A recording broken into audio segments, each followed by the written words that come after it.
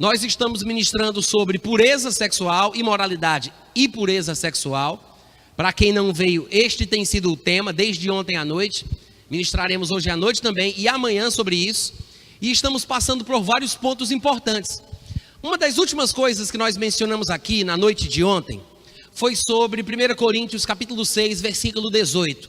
E eu gostaria que vocês fizessem a gentileza de abrir juntamente comigo lá. 1 Coríntios capítulo 6, versículo 18.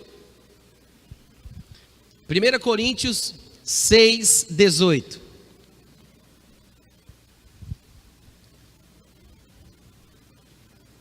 Primeira Coríntios 6, 18. O texto diz o seguinte, vou ler na versão revista e atualizada de João Ferreira de Almeida. Ele diz assim: fugi da impureza. Qualquer outro pecado que uma pessoa cometer é fora do corpo. Mas aquele que pratica a imoralidade peca contra o próprio corpo. Qualquer outro pecado que uma pessoa cometer é fora do corpo. Mas aquele que pratica a imoralidade peca contra o próprio corpo. Quantos podem dizer amém? O começo do versículo diz mesmo assim: fugi da impureza. E uma das coisas que eu comentei aqui no culto de ontem foi o seguinte: existem apenas duas coisas a respeito das quais o Novo Testamento ensina o crente a fugir. Nem em relação ao diabo a Bíblia diz que o crente deve fugir. A Bíblia diz que o crente deve resistir a Satanás e quem foge é ele. Mas há dois assuntos a respeito dos quais o crente não pode pensar, não pode deixar de pensar. E ele diz que é a impureza, a Bíblia diz que é, o Novo Testamento ensina que é a impureza e a idolatria. São as únicas duas coisas a respeito das quais a Bíblia diz que o crente deve fugir. Fugir da avareza, que a Bíblia traz um novo conceito dizendo que a avareza no Novo Testamento é a verdadeira idolatria, e a impureza, a imoralidade sexual. São duas coisas que nós não devemos tentar fazer qualquer outra coisa para vencer. Não vá tentar lutar contra, faça o que a Bíblia diz, fuja, diga amém. É o conselho bíblico, fuja, não dê lugar, não dê espaço, não se permita. Jesus chegou a dizer que temos que ter cuidado com aquilo que nós vemos com os nossos olhos, para que isso não contamine a nossa vida, e por meio de um dos membros do nosso corpo, o olho direito, nós acabemos indo parar com o corpo inteiro no inferno. Então, Jesus era muito criterioso falando sobre o cuidado que o homem de Deus e a mulher de Deus devem ter em relação à imoralidade, em relação à impureza. E outras coisas que ele diz aqui em 1 Coríntios 6,18 interessantes, vem logo em seguida. Ele diz: qualquer outro pecado que o homem cometer é fora do corpo. E nós vimos que existem sim diferenças de pecados para pecados. E eu tirei a ideia errada, que às vezes existem na cabeça de alguns irmãos, de que não há pecadinho e pecadão. E nós vimos ontem à noite que existe sim pecados mais sérios do que outros. Para os que não vieram e não entendem o que a Bíblia diz sobre isso, eu peço desculpa porque não dá para pregar a Bíblia toda numa noite só. Amém? Eu sei que crente não perde, mas quem não veio ontem deixou de ganhar muita coisa. Amém, irmãos? Mas Paulo ele diz: qualquer outro pecado que o homem comete é fora do corpo. Mas, especificamente, o pecado da imoralidade sexual, a prática do pecado da imoralidade sexual, veja o que ele diz. Quando a pessoa pratica esse pecado, a pessoa peca contra o próprio corpo. Vocês podem repetir? Peca. Mais uma vez, um pouco mais alto. Como é que é? Peca contra. Ele não disse peca com o corpo. Ele não disse peca no corpo. Ele não disse peca por meio do corpo. Ele disse peca contra o corpo. E eu disse para os irmãos que eu acreditava que isto significava pelo menos duas coisas. Nós podemos tirar dois sentidos desta expressão. Pecar contra o próprio corpo pode significar, primeiramente, que nós estamos fazendo algo contra algo que não é nosso. É patrimônio de Deus, pertence a Deus. E nós vimos vários textos que mostram isso. Que o corpo, na verdade, é para o Senhor e o Senhor é para o corpo. Que o nosso corpo hoje é morada, templo, santuário do Espírito Santo. E que não somos de nós mesmos. e diz que Deus pagou um preço, comprou o nosso corpo e agora pertence a Deus. Então, quando eu mexo indevidamente com aquilo que é dele, quando eu mexo com aquilo que é de Deus, eu estou pecando contra patrimônio divino. E daqui a pouco, ou talvez amanhã, provavelmente daqui para mais tarde, a gente vai descobrir quais são as implicações deste tipo de comportamento. Mas eu disse que além de significar que nós estamos danificando algo que não nos pertence, quando pecamos contra o corpo, isso também poderia ter um outro significado. E eu disse que seria uma explicação muito mais científica. E é exatamente com isso que eu gostaria de começar a ministração de hoje à noite. Aquele que pratica a imoralidade sexual, ele peca contra o próprio corpo. Durante muitos anos, nós não tínhamos as informações que hoje em dia nós temos ou podemos ter através dos avanços tecnológicos que a sociedade tem alcançado. Irmãos, é interessante que a Bíblia diga que Cristo é o cabeça e que a igreja é o seu corpo. Porque esta figura e esta comparação que a Bíblia faz é muito pertinente. Se você parar para pensar, por que a Bíblia diz que Cristo é o cabeça e a igreja é o resto do corpo, é o corpo desta cabeça? Esta divisão se dá assim por quê? Porque Cristo, como Senhor, Ele é aquele que controla, que lidera, que conduz todo o restante do corpo. A cabeça humana tem exatamente essa função. E é exatamente pela importância que a cabeça tem no corpo humano que a Bíblia faz a divisão desta forma, dizendo que Cristo é a cabeça. A cabeça humana, o cérebro humano, é muito mais importante em relação às decisões que nós tomamos, decide muito mais em relação ao nosso comportamento do que o que a gente imagina. Se nós formos parar para pensar, e alguns de vocês já devem ter estudado isso na escola, e alguns devem estar fazendo isso exatamente agora, nesse período. Mas se você for parar para pensar, nós poderíamos dividir o nosso corpo, falando de sistema nervoso, em dois grandes sistemas, ou em dois sistemas. É o sistema nervoso principal, ou o sistema nervoso central, e o sistema nervoso periférico. O sistema nervoso central é constituído pelo cérebro, que também é chamado de encéfalo, é a mesma coisa. A medula espinhal, que vai dentro da coluna vertebral, é aquela parte nervosa, a parte que tem a sensibilidade, que se liga direto com o cérebro. E o sistema periférico, que são as ramificações nervosas, as fibras nervosas que se estendem pelos músculos e vão por todas as partes do corpo humano. O corpo humano em relação ao sistema nervoso se divide basicamente nisso. E todas as funções que nós temos, todas as funções que nós desenvolvemos em nosso corpo, em nosso organismo, são administradas pelo nosso cérebro, no sistema nervoso central. O cérebro é o grande responsável por controlar, coordenar, administrar tudo o que a gente faz, as coisas das quais nós temos consciência e as coisas das quais nem sequer estamos sempre conscientes. O processo digestivo, por exemplo, é feito, como nós chamaríamos, no automático, é controlado e administrado pelo cérebro, sem que tenhamos consciência do seu processo. Mas é o nosso cérebro que é responsável por coordenar tudo isso.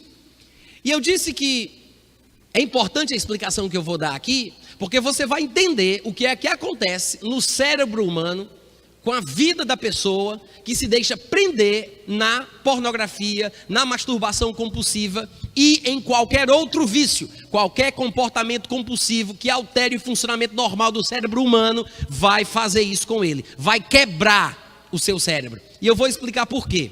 Primeira coisa que a gente tem que entender é o seguinte: com o avanço da tecnologia, coisas novas são descobertas. Durante muitos anos, o cérebro era a última barreira do conhecimento humano em relação ao corpo. A última barreira. Era um grande mistério na medicina, na ciência, e havia especulações a respeito do que o cérebro realmente era, do seu verdadeiro potencial, do que ele realmente era capaz de fazer. E todo tipo de estudo feito em relação ao cérebro era feito somente depois que a pessoa morria. Eles estudavam da melhor forma que podiam, com as melhores ferramentas que possuíam, mas parava aí. Só que de uns tempos para cá, e isso não faz muito tempo, não tem 30 anos, através do desenvolvimento de ressonâncias magnéticas encefálicas, o cérebro começou a ser observado em funcionamento em tempo real, enquanto ainda o ser humano está vivo. E isso faz uma grande diferença e fez uma grande diferença na história do conhecimento humano a respeito do cérebro da gente. Primeira coisa, existem duas ressonâncias magnéticas. Existem imagens que são tipo fotografias que são tiradas.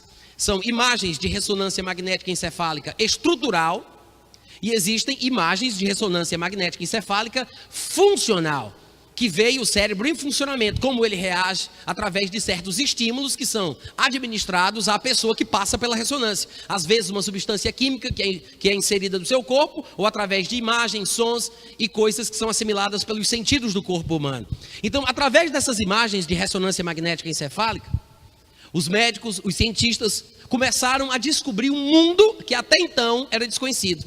E através disso surgiu uma nova disciplina científica. Hoje em dia existe uma nova faculdade que pode ser feita. Existem, na verdade, várias ramificações do que é chamada de neurociência. Há vários tipos de neurociências, que é uma nova disciplina científica que é consequência desse avanço tecnológico. É tanta informação, é tanto conhecimento que hoje é possível alguém se formar em neurociências e ser um profissional dessa área com nível superior. Mas essas descobertas, irmãos, datam apenas de 25 anos para trás. É de 25 anos, 26, 27 no máximo, para cá. É recente ou não é? 25 anos não é nada. Eu tenho 42 anos de idade. São apenas 25 anos que se descobriram essas coisas. E através desses estudos, por meio dessas imagens que proporcionaram uma descoberta mais profunda, detalhada e minuciosa do cérebro, do seu funcionamento, chegou-se à seguinte conclusão. O que se sabe hoje é que o cérebro ele possui aproximadamente 86 bilhões de células nervosas, que são a unidade computacional do cérebro humano, que são os neurônios. Quem aqui já ouviu falar de neurônio? É bem famoso o neurônio. Não é o único tipo de célula que está no cérebro que contribui com o seu perfeito funcionamento, mas o neurônio é o mais famoso e, de fato, é a unidade computacional mais importante, o neurônio. Então, falando de neurônios, dizem que nós temos 86, de 86 a 100, eu gosto de arredondar para 100, para deixar a contagem mais precisa. De 86 a 100 bilhões de neurônios dentro do cérebro humano. É muito neurônio. Cada neurônio ele tem um núcleo, que tem umas extensõezinhas que são chamadas de dendritos, assim como os dedos de uma mão, e tem um filamento que se estende como uma cauda, que é chamada de axônio, onde se encontra o terminal axônico, por onde sai as substâncias químicas que vão ser transmitidas como informação para o próximo neurônio. Eu quero que você entenda isso e mais tarde você vai saber por quê.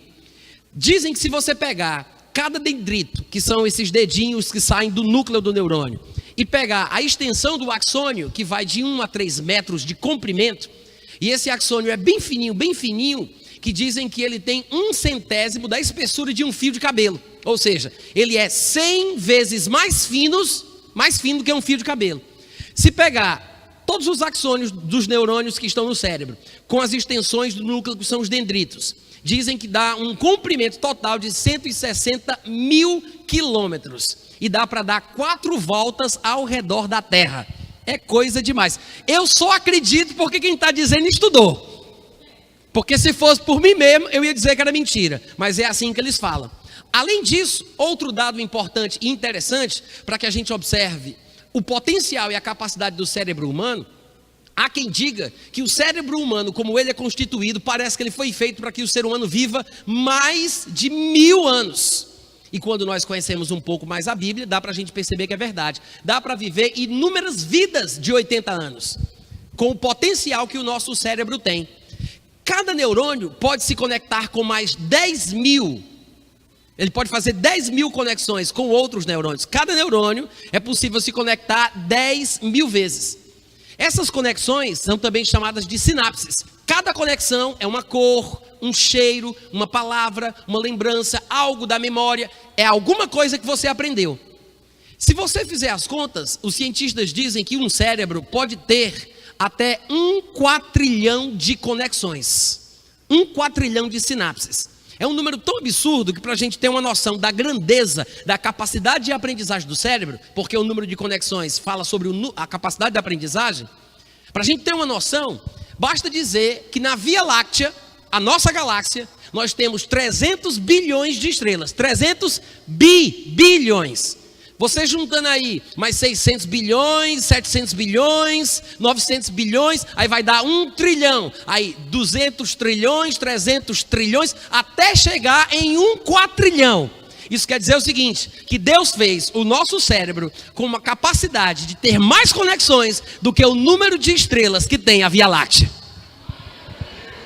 Não vem dizer para mim que isso não é maravilhoso, não é grandioso e ao mesmo tempo assustador. Porque, irmãos, uma ferramenta poderosa dessa para o bem é fantástico. Mas uma ferramenta dessa para o mal, a desgraça em pessoa. Alô? Você já pensou o que é quebrar o funcionamento sadio do cérebro humano? A parte do nosso organismo que controla o nosso ser, a nossa vida, estando nós conscientes ou não, é exatamente sobre isso que eu estou falando hoje à noite. Sobre o problema que a pornografia, a imoralidade, o comportamento compulsível, por causa do desejo sexual, o que pode causar no cérebro humano. Diga, vixe! Eu preciso explicar mais uma coisinha interessante para vocês. Cada neurônio, ele se conecta a outros neurônios para que ele possa transmitir uma informação. Só que isso funciona numa velocidade muito rápida. Mas esse terminal axônico, ele se junta a um dendrito de um próximo neurônio. E existem várias conexões, que é formada uma grande malha cerebral, né? Que é chamada também de a massa cinzenta, é a parte pensante do nosso cérebro. Essas conexões, que são chamadas de sinapses, elas são coordenadas através de pulsos elétricos e substâncias químicas. Para quem não sabe, pasme você, o nosso cérebro é basicamente movido por uma mistura explosiva de substâncias químicas e pulsos elétricos. Um pulso elétrico é enviado a partir de um determinado estímulo e aquele pulso elétrico corre aquele neurônio. Quando chega no terminal axônico, que é no finalzinho dele, ele transfere aquela informação e na pontinha sai a substância química específica relacionada àquele pulso elétrico, àquele estímulo, e aquela substância química, que existem várias, daqui a pouco vou falar sobre isso. Essa substância química é expelida do terminal axônico e o próximo neurônio assimila aquela substância química, interpreta qual é o sinal, produz outro pulso elétrico que, por sua vez, leva para o seu terminal axônico. E isso acontece rapidamente. Só que de neurônio em neurônio, neurônio em neurônio, vai formando o que é chamado pelos cientistas de circuito neural. É uma ligação. Estas substâncias químicas são formadas no nosso cérebro e elas são responsáveis pelas sensações, pelos sentimentos, pelas emoções que nós temos em nossa vida. Obviamente, eu estou falando da parte material. Nós, que somos evangélicos, conhecemos um pouco mais da natureza humana, do gênero humano, e sabemos que somos um espírito, possuímos uma alma e habitamos dentro de um corpo. Existem aspectos da emoção que são não materiais. Mas se vamos falar sobre os aspectos físicos, nós temos que entender que existem substâncias químicas que determinam o nosso estado emocional. Se você, por exemplo, for conversar com alguém da área da saúde e perguntar o que é a depressão, ele vai dizer que é um desbalanceamento de uma substância química chamada serotonina. A serotonina é também um neurotransmissor, que são estas substâncias químicas sobre as quais nós estamos falando, que passam rapidamente em nossos circuitos neurais. Quantos estão me acompanhando até aqui? Natan, por que você está falando esses nomes difíceis? Não fui eu que inventei não, viu gente? Não fui eu que inventei esses nomes não, foi os outros lá. Se fosse para eu dar o nome, eu dizia Flow 1, Flow 2, Beco 1, Beco 2. Não fui eu. Então, eu estou dizendo esses nomes para que você, ao ouvir, depois que você for ouvir essa ministração, e você quiser pesquisar na internet, você vai saber onde encontrar a informação que você precisa. Porque eu preciso dar o nome como ele é usado, para que você possa se certificar de que esta informação é verdadeira. Para que você saiba o que está acontecendo com o seu corpo. Vocês podem dizer amém? Então, essas substâncias químicas produzidas em nosso cérebro são chamadas de neurotransmissores. Por quê? Porque transmitem uma informação através dos neurônios. Neurotransmissores. Cada neurotransmissor tem a responsabilidade de administrar uma determinada função da nossa vida. A serotonina, quando está desbalanceada, quando ela não transmite a informação como convém, a pessoa fica, como nós chamamos, de depressiva. Então, ela toma uma outra substância química, que é chamada de antidepressivo, para que aquele elemento químico que ela vai ingerir possa regular, balancear a química do seu corpo. Na verdade, os antidepressivos têm a função de inibir a função de uma célula chamada recaptadora. Porque quando a serotonina é transmitida e o neurônio onde ela cai não assimila a informação química, como é um material muito rico, muito importante, não pode ser desperdiçado. Então, recaptadores saem da célula que transmitiu aquela informação química e pegam de volta para o lugar de onde ela saiu. Aí a pessoa fica depressiva porque a informação não passou. Então, o antidepressivo faz o quê? Ele inibe a função dos recaptadores, fazendo com que a serotonina fique mais tempo em cima do neurônio que recebeu a informação. E porque fica mais tempo, acaba assimilando e a informação corre. Depois de um tempo, a pessoa fica normal. Ela volta ao normal. Ela se sente melhor. Diga, Agora, serotonina é apenas um neurotransmissor que é produzido em nosso cérebro e que tem a função de regulamentar as emoções, os sentimentos e, por que não dizer, o comportamento da gente nessa vida. Mas você já ouviu falar de alguns outros. A serotonina é famosa, mas todo mundo aqui já ouviu falar da adrenalina, da noradrenalina, já ouviu falar da dopamina.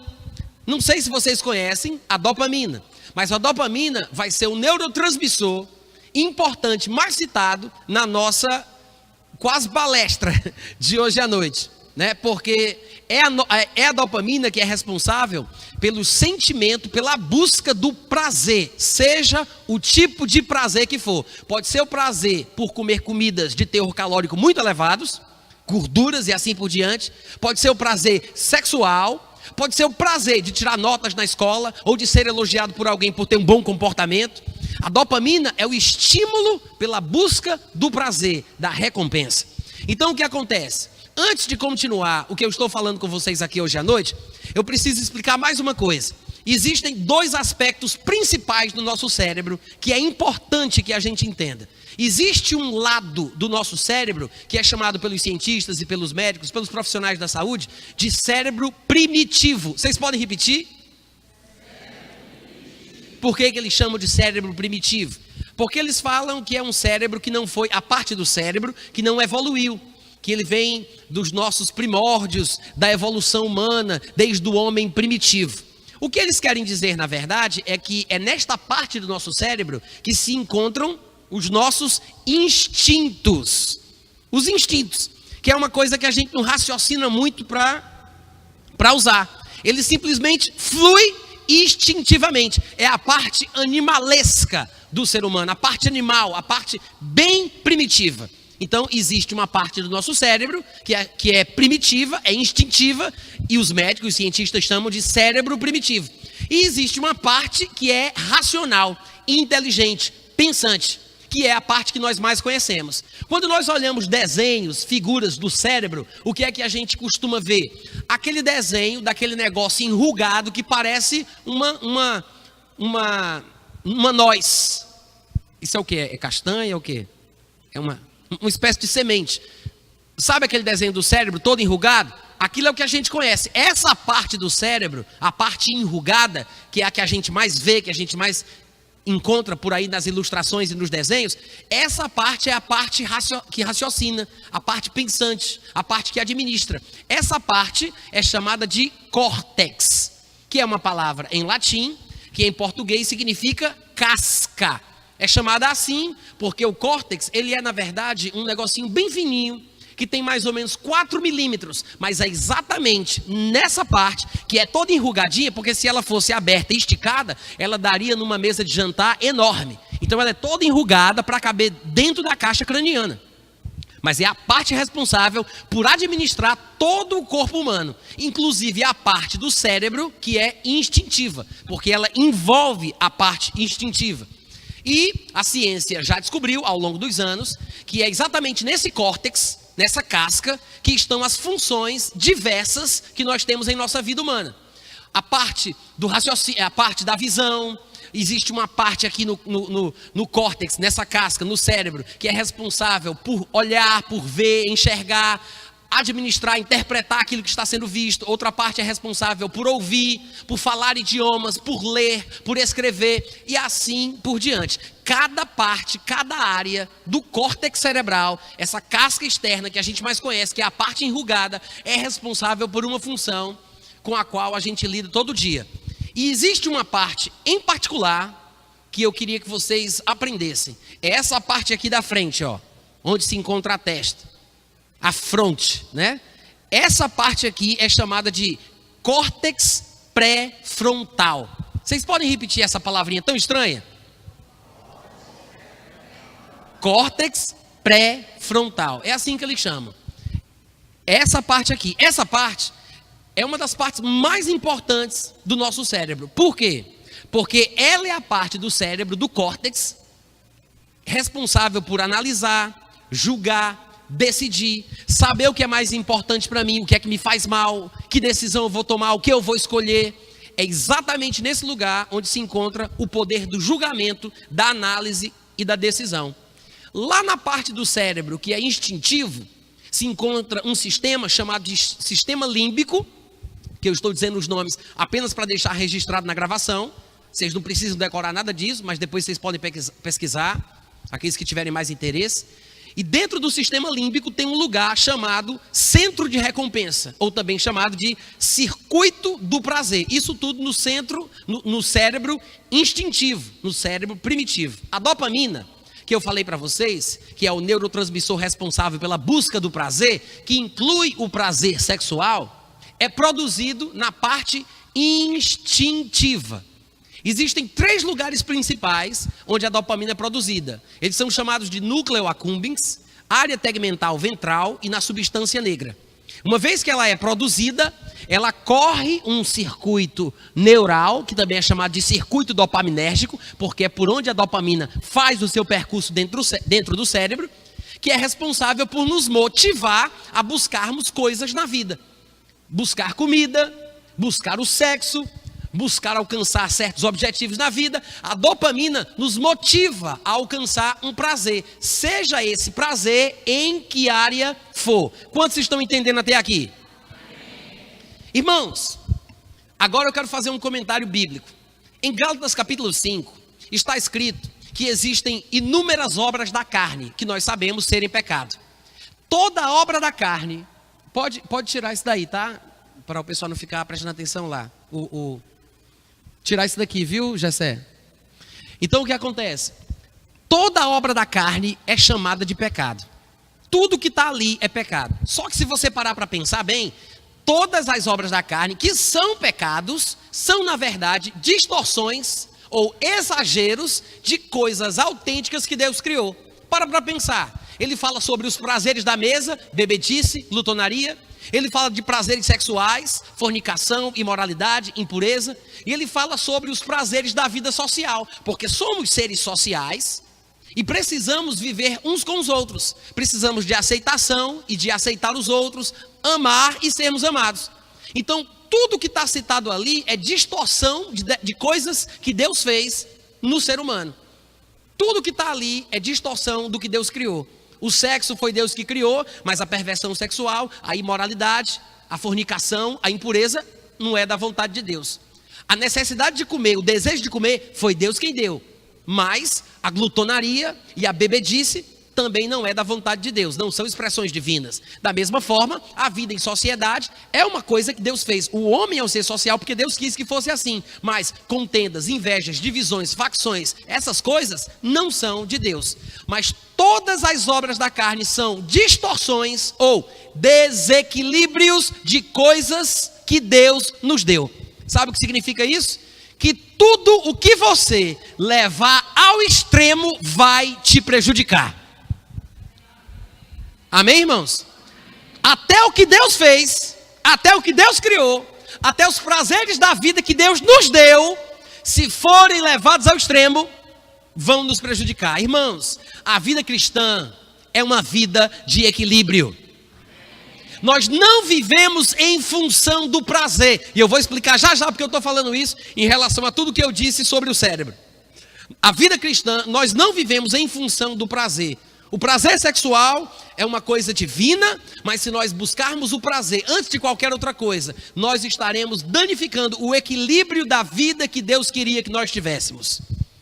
O problema está exatamente aí. Quando nós começamos a buscar mais o prazer do que qualquer outra coisa, nós começamos a desbalancear o funcionamento normal que Deus intencionava para a gente. Quando uma pessoa, por exemplo, começa a se estimular através de uma revista pornográfica, através de vídeos pornôs na internet, ou através de intenções impuras, como Jesus Cristo advertiu em Mateus capítulo 5, do versículo 27 ao 30, a pessoa começa a fantasiar. Jesus disse, se alguém olhar para uma mulher com intenção impura, no coração já adulterou.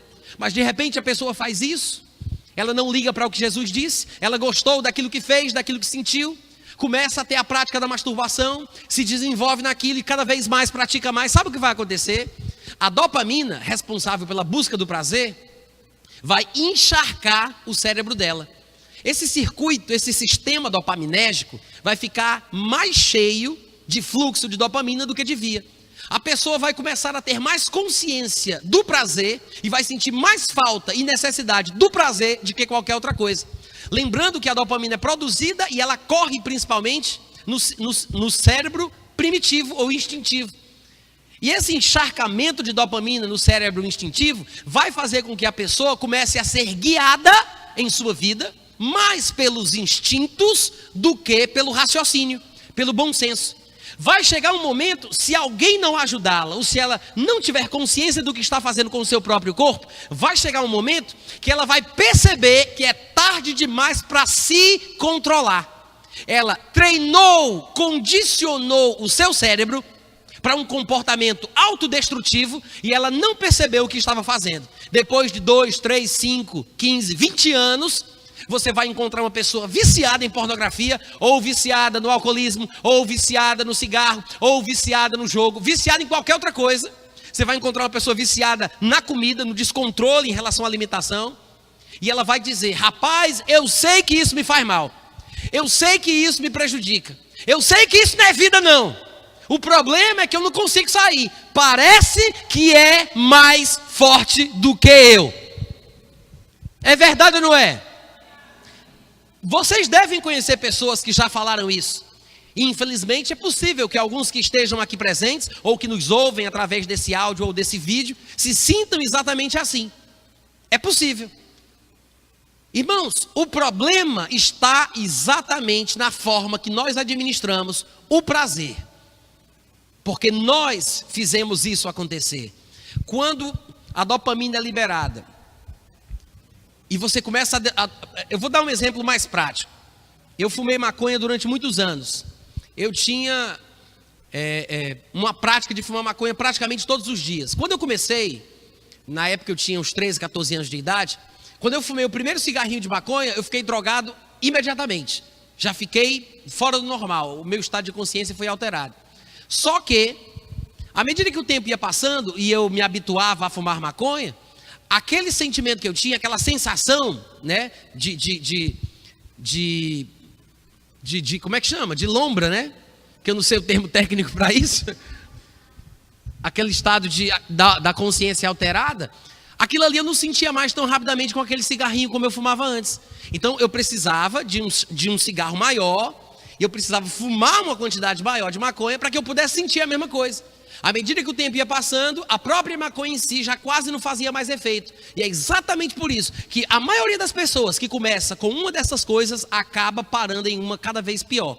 A tendência é essa, vai escalonando até ficar pior. Por quê? Porque as sensações que a pessoa tinha no começo, ela não sente mais. Ela precisa de uma dose mais forte, ela precisa de um negócio mais forte, ela precisa de um estímulo mais forte. Da mesma forma na área sexual. A pessoa começa com pouco, vendo pouca coisa, mas começa a sentir falta do mesmo estímulo, porque não sente mais o mesmo prazer, e assim ela vai mergulhando em tipos de pornografia mais pesadas, estímulos mais fortes, para que ela sinta a mesma coisa.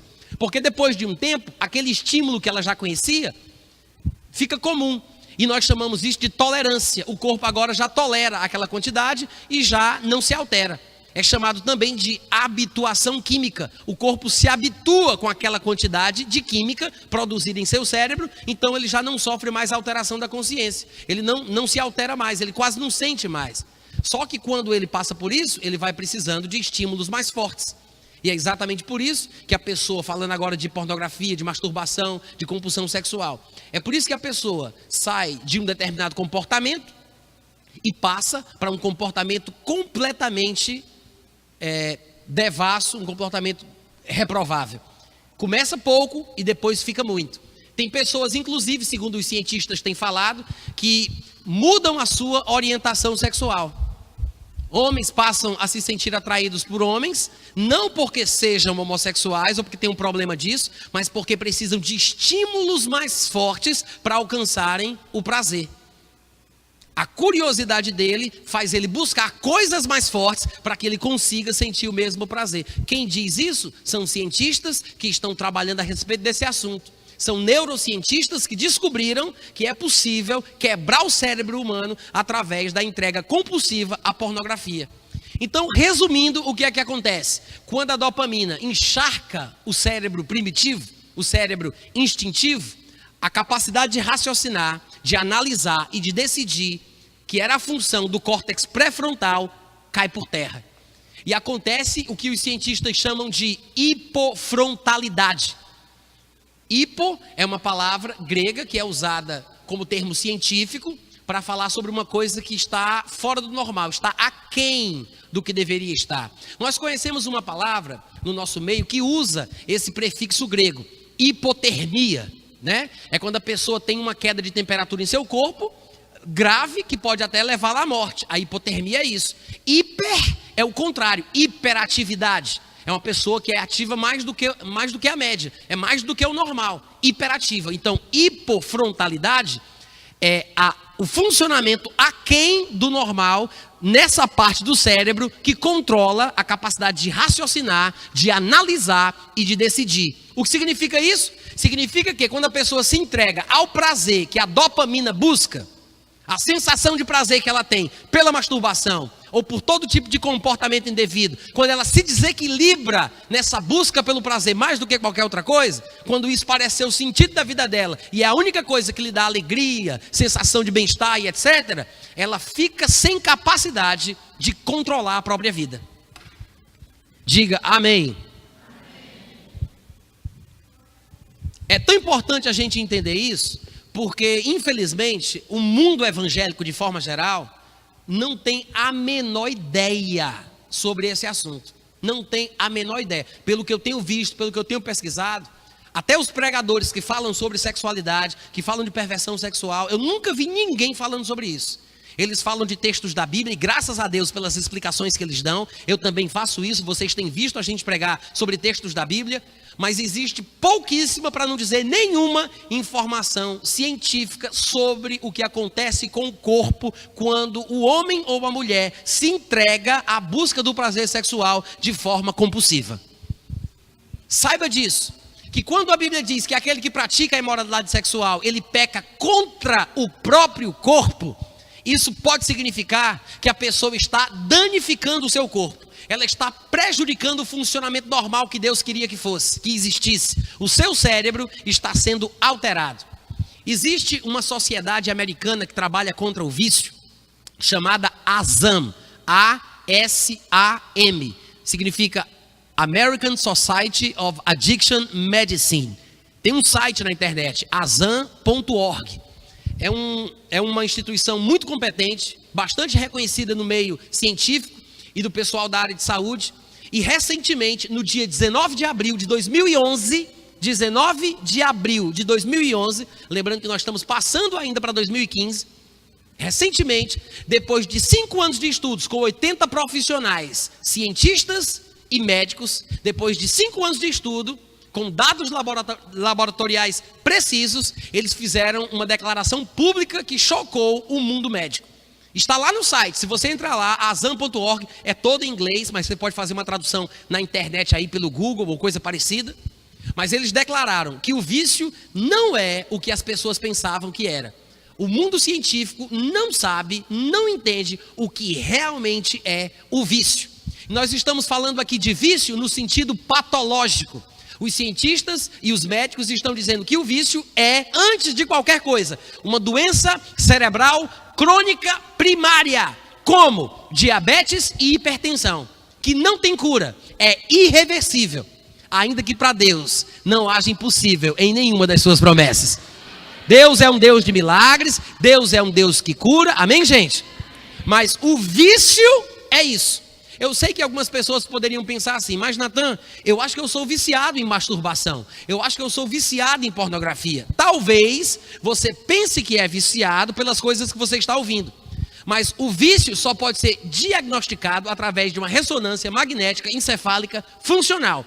Você pode ter características de uma pessoa que se dirige ao estado do vício. Você pode estar caminhando para o vício, você pode estar indo para lá, mas talvez não seja. Se você consegue passar um mês inteiro sem se masturbar, sem ver pornografia, você não está viciado. E a única coisa que traz a informação precisa, científica, de que você realmente é viciado no sentido patológico, que é doente mesmo, é a identificação da presença de uma molécula proteica chamada delta-FOS-B, que é produzida pela overdose de dopamina no cérebro instintivo. Somente depois que a dopamina encharca o cérebro, ela produz uma molécula proteica chamada delta-FOS-B.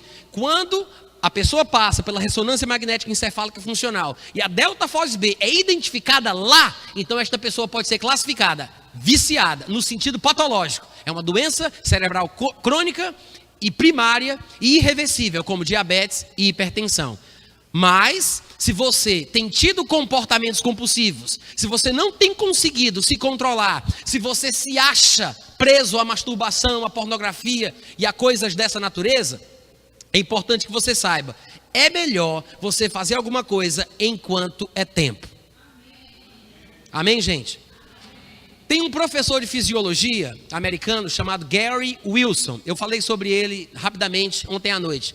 Gary Wilson, professor de fisiologia, ele fala de muitas coisas do corpo humano, mas hoje ele está se especializando na área da compulsão sexual e dos problemas que acontecem no corpo humano por causa da pornografia, que é resultado da internet de banda larga. E ele explica o porquê. Eu não vou falar sobre isso aqui, porque tem muita coisa. Mas para os que quiserem pesquisar sobre o que ele fala, tem um vídeo dele de 33 minutos, que eu traduzi e legendei para o português, que você vai encontrar no meu canal do YouTube. Se você colocar Natan Rufino no Google, em qualquer lugar, você vai encontrar muita coisa.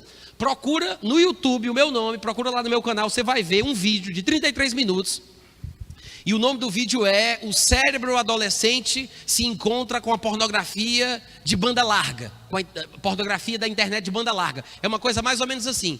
Nesse vídeo de 33 minutos, o professor Gary Wilson, ele faz uma explicação detalhada do que acontece no cérebro e como o cérebro é quebrado e como o vício se estabelece, controlando toda a vida da pessoa. E tem problemas gravíssimos, e entre eles, que vem depois, tem déficit de atenção, tem depressão, tem toque, tem disfunção erétil e muitas outras coisas, que durante muitos anos a medicina pensava que não tinha relação nenhuma com a masturbação. E hoje, por meio dos conhecimentos das neurociências, os cientistas, os professores, os médicos estão provando que realmente a masturbação causa problema, a masturbação compulsiva, principalmente através da pornografia com internet de banda larga. Se você quiser entender mais por quê, acessa lá o meu site. Mas, para quem fala inglês, existe um site e um livro deste professor chamado Your Brain on Porn. Em português seria O Seu Cérebro na Pornografia. Ele acabou de lançar um livro faz um pouco mais de 2 meses, não faz 3 meses, que ele lançou um livro que leva esse nome. É em inglês, isso é para quem fala inglês, é importante que eu diga aqui para que quem fala inglês possa procurar. Você vai encontrar esse livro no formato digital, numa loja chamada Amazon, amazon.com ou amazon.com.br. Eles têm um aplicativo chamado Kindle, Kindle, Kindle. E nesse aplicativo você pode fazer compra de diversos livros digitais. Inclusive os meus livros estão lá também.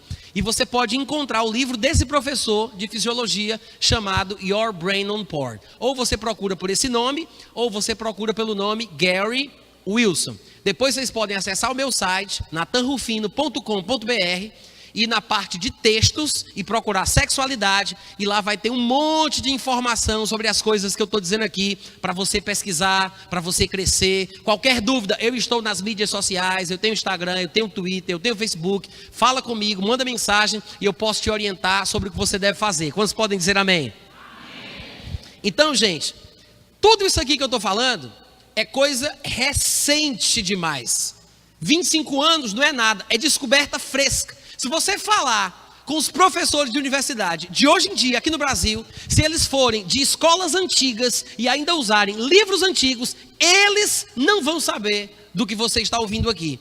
Porque se o professor não estiver se atualizando e se informando, ele se perde. Porque isso aqui é coisa muito nova. Não tem muita coisa em português sobre isso. A razão, graças a Deus que eu sei, é porque ao falar inglês eu vou pesquisar na fonte. Porque tem muita coisa em inglês disponível para a gente. Então foi assim que eu tomei conhecimento desses assuntos. Agora, onde é que isso aqui se aplica?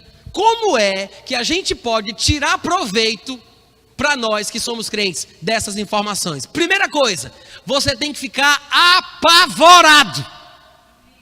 Você tem que perceber que todo tipo de comportamento que você tiver indevido, que é fora do padrão, que Deus estabeleceu para a sua vida, você está quebrando o seu cérebro, danificando o seu cérebro, e isso vai ser ruim para você mesmo. E se você continuar nesse comportamento, vai chegar um dia que você vai estar angustiado, deprimido, como crente, sabendo que é pecado, querendo parar sem conseguir. E aí você me pergunta, não tem mais jeito, Natan? Tem, mas não vai ser fácil, vai ser doloroso. Mas é a única maneira pela qual você vai conseguir sair dessa situação. Se você se emaranhar nesse pecado, no pecado sexual, se você fizer isso consigo mesmo, você só vai conseguir sair com a ajuda de outra pessoa. Sozinho você não sai. Ou você vai precisar passar uma vergonha pública muito grande, ou a sua mulher vai descobrir o comportamento imoral que você tem e vai pegar uma briga contigo, te colocar de fora de casa. Ou os teus filhos vão ter nojo de ti e não vão querer falar mais contigo. Isso vai causar um choque emocional grande em você e isso vai te ajudar. Ou você vai ser descoberto no seu trabalho porque você vê pornografia no computador e o seu chefe vai te colocar para fora e isso vai te chamar a atenção. Ou você vai ter coragem de desabafar com alguém ou vai passar uma vergonha para que isso possa te ajudar. Sem uma intervenção, eu acho difícil que pessoas que estão presas na pornografia consigam se libertar. Eu tenho visto inúmeras pessoas, meninas de 15 anos de idade, as senhoras, vós de 64 anos de idade, que têm confessado que não conseguem sair, porque nunca encontraram ajuda e nunca souberam o que fazer. E eu vou lhe dar aqui sugestões de como você se libertar ou de como você ajudar quem acha que está preso. Quantos podem dizer amém? Amém? Alguém pode dizer, como é, Natan, que faz? Vou lhe dizer agora. Faça a pessoa passar uma vergonha grande. Ouviu o que eu falei? Faça a pessoa passar uma vergonha grande. Repete comigo. Exatamente isso aí. Você não pode alisar com pessoas que estão com problemas que parecem de vício. Não pode alisar. Se você não for firme, se você não for duro, se você não for incisivo, contundente, não vai servir. O prazer que ela sente pela prática que ela faz, é maior do que qualquer tipo de palavras de amor que você possa oferecer. Quer mostrar amor por essa pessoa? Brigue com ela, repreenda ela, faça ela sentir o peso da responsabilidade que ela tem. Alguém poderia dizer assim, e isso é bíblico? Só é. O problema é que a gente não sabe o que a Bíblia diz a respeito disso. Por isso eu queria que você conferisse comigo, inicialmente, 3 textos no Novo Testamento que falam da bênção da repreensão, a importância que a repreensão tem na correção de pessoas que estão vivendo em pecado. Eu sei que eu já falei de alguns desses textos aqui durante esses dias que nós ministramos, mas eu vou falar de mais alguns outros e outros eu irei repetir. O primeiro deles é Lucas capítulo 17, do versículo 3 ao versículo 4. Lucas capítulo 17, do versículo 3 ao versículo 4. Vocês estão me acompanhando? Eu vou ler, tá, gente? Jesus diz assim: acautelai-vos, se o teu irmão pecar contra ti, o que é que faz Jesus? Ele diz: repreende-o. Se ele se arrepender com a repreensão, está implícito aqui que o arrependimento vai ser a consequência desta repreensão. Aí Jesus diz: perdoa-lhe. Se 7 vezes no dia pecar contra ti e 7 vezes vier ter contigo dizendo que está arrependido, perdoa-lhe. Então Jesus disse: se alguém pecar contra ti, o que é que você deve fazer? Repreende. A repreensão é importante no processo de transformação do pecador. Não se esqueça disso. Outra passagem que mostra a importância da repreensão para aperfeiçoar a vida dos homens é 2 Timóteo capítulo 3, versículo 16 e 17. 2 Timóteo 3, 16 e 17. Diz assim: toda a escritura é inspirada por Deus e é útil para o ensino, para a repreensão, para a correção, para a educação na justiça, a fim de que o homem de Deus e a mulher de Deus também sejam perfeitos e perfeitamente habilitados para toda boa obra. Veja que o resultado final, o objetivo final é o quê? A perfeição. Só que a perfeição é resultado da aplicação da palavra na educação, no ensino, na correção e na repreensão. Existem casos e casos. Há pessoas que somente através da repreensão elas vão melhorar. Então, a Bíblia está dizendo que a Escritura é útil para repreender, para trazer a perfeição. Amém, gente? A repreensão aperfeiçoa. Diga amém. Outro texto que eu já citei aqui em pregações anteriores, Tito capítulo 1, versículo 12 e 13. Tito 1, 12 e 13. Paulo diz: foi mesmo dentre eles um profeta seu que disse: cretenses, sempre mentirosos, feras terríveis, ventres preguiçosos. Tal testemunho é exato. Portanto, repreende-os severamente para que sejam sadios na fé.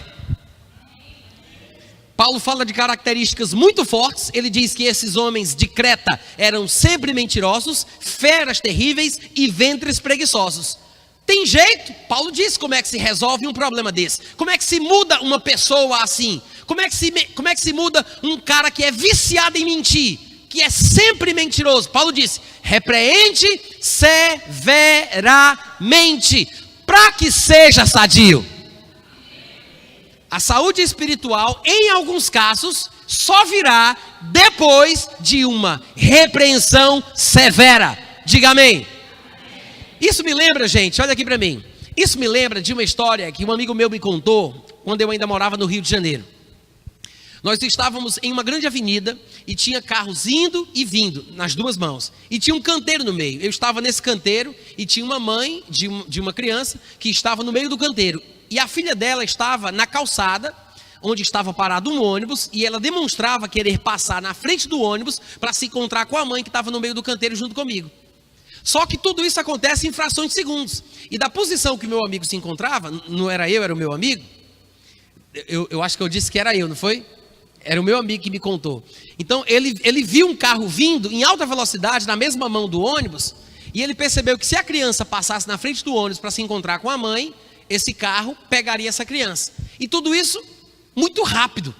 Ele disse que ficou tão nervoso e assustado que ele não sabia o que fazer. A única coisa que lhe veio na mente na hora foi dar um grito. E olhando e fez: pá!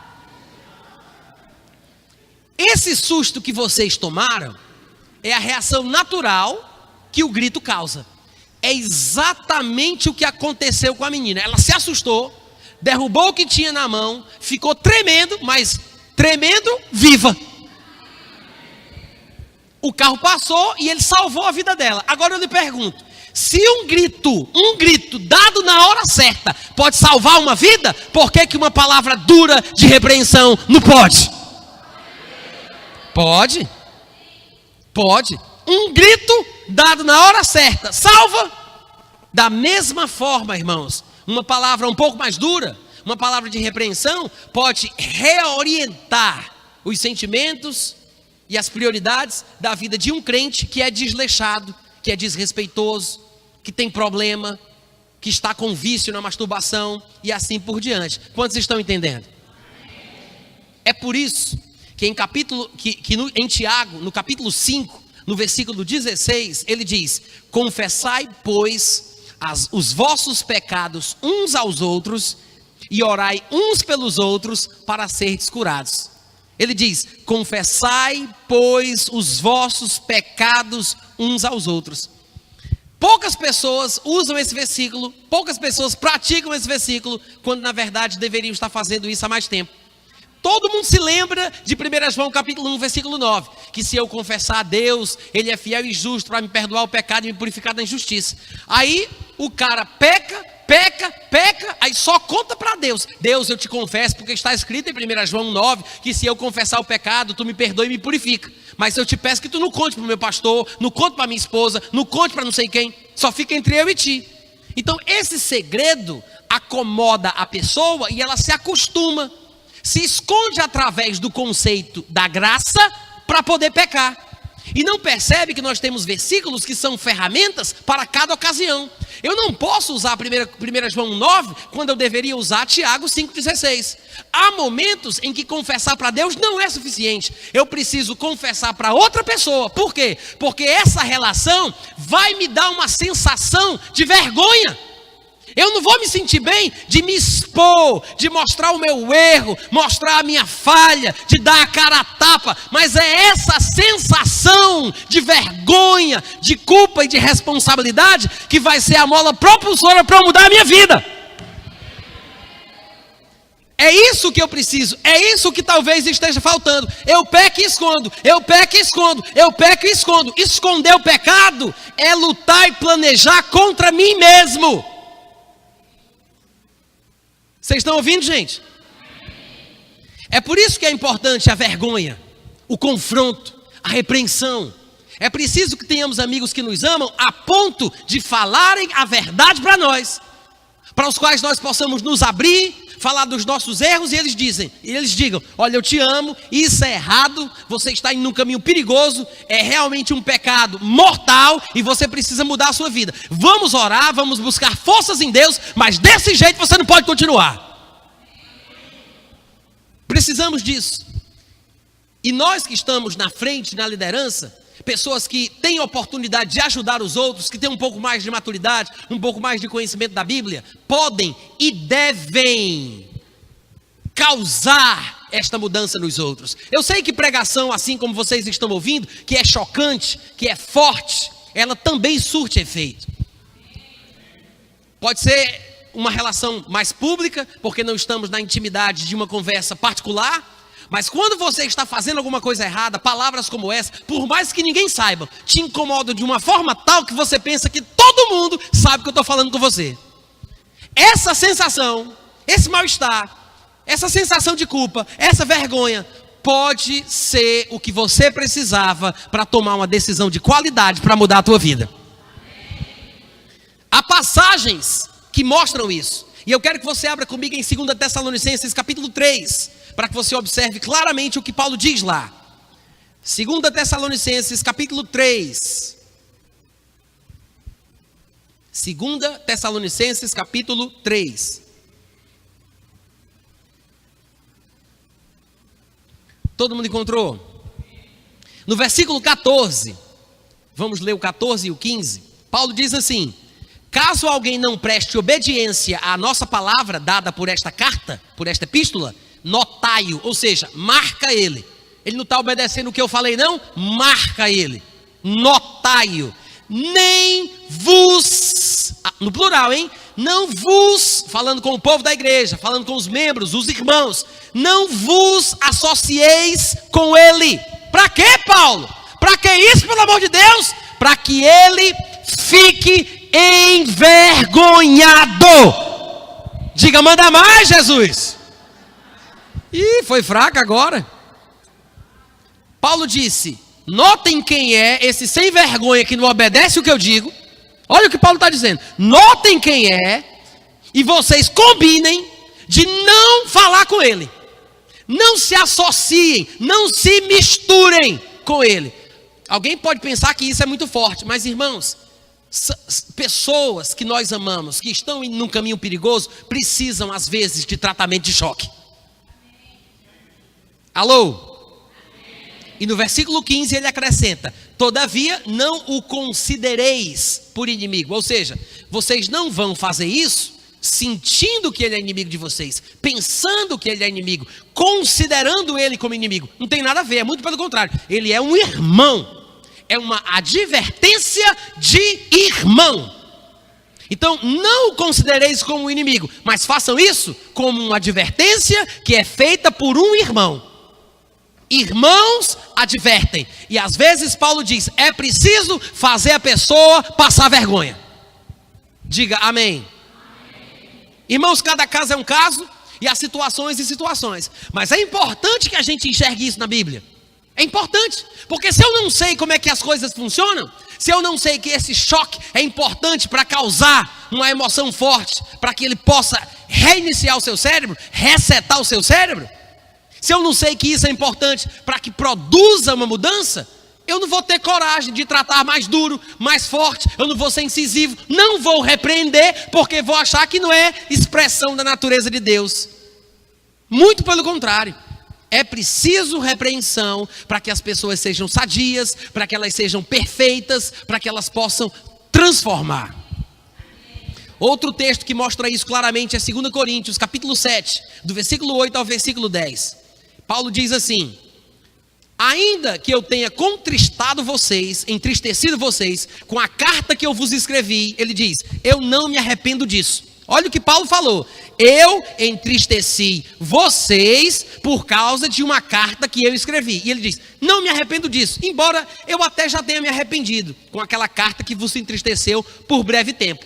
Agora, versículo 9, eu me alegro não porque vocês foram entristecidos, mas porque vocês foram entristecidos para arrependimento, pois fostes entristecidos segundo Deus, para que de nossa parte nenhum dano sofresseis, porque a tristeza que vem de Deus, a tristeza segundo Deus, a tristeza que vem de Deus produz arrependimento para a salvação, e disso ninguém se arrepende.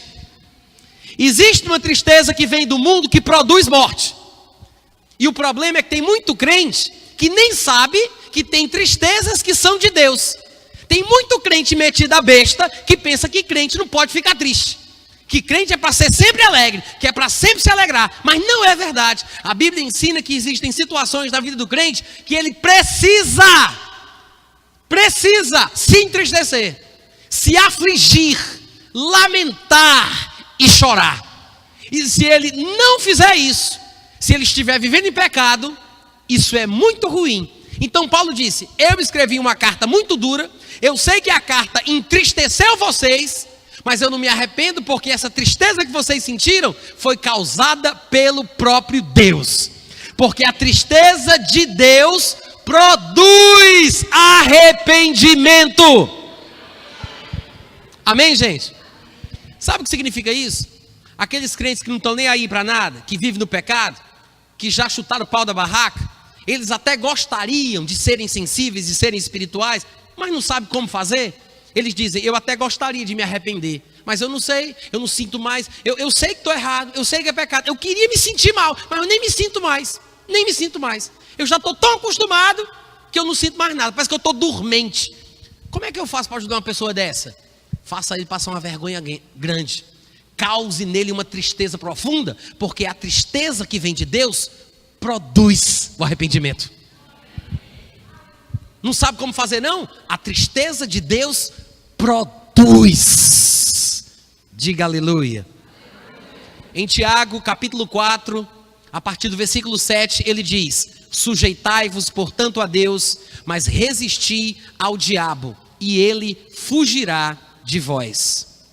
Chegai-vos a Deus, e ele se chegará a vós outros. Purificai as mãos, pecadores. E vós que sois de ânimo dobre, dupla alma, vontade dupla, ele diz: limpai o coração. E depois ele aconselha no versículo 9: afligi-vos, lamentai e chorai. Tira esse riso da cara, converta-se o vosso riso em pranto, e a vossa alegria se transforme em tristeza. Se humilhe na presença do Senhor, e Ele, no seu tempo, te exaltará. Amém, irmãos? Glória a Deus. Então que isso fique gravado em nossos corações. É preciso tristeza em alguns momentos, é preciso aflição, lamento, choro. O arrependimento é essencial na transformação da vida do crente. E muitas vezes esse arrependimento só é produzido com a ajuda de uma outra pessoa, ou de uma situação vergonhosa pela qual ela passe por causa do seu próprio pecado. Quantos podem dizer amém?